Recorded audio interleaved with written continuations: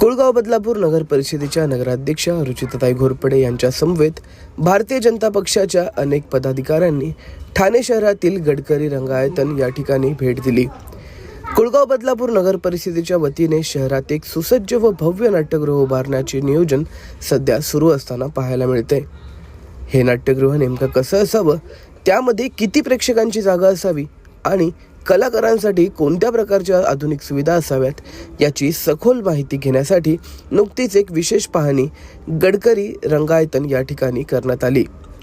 या प्रसंगी कुळगाव बदलापूर नगर परिषदेच्या नगराध्यक्ष रुचिता राजेंद्र घोरपडे, माजी नगराध्यक्ष राजेंद्र घोरपडे, भारतीय जनता पक्षाचे सोशल मीडिया प्रमुख मिलिंद धारवडकर यांनी ठाण्यातील प्रसिद्ध गडकरी रंगायतन या ठिकाणी नाट्यगृहाला भेट दिली।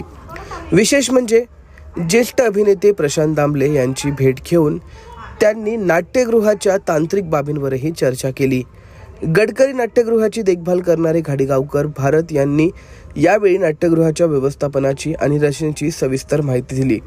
अनेक वर्षांपासून बदलापूरकर मराठी नाट्यगृहापासून वंचित असल्याचं पाहायला मिळतंय।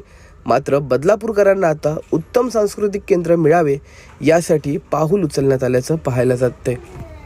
प्रतिनिधी राहुल साळवे, ठळक वार्ता बदलापूर।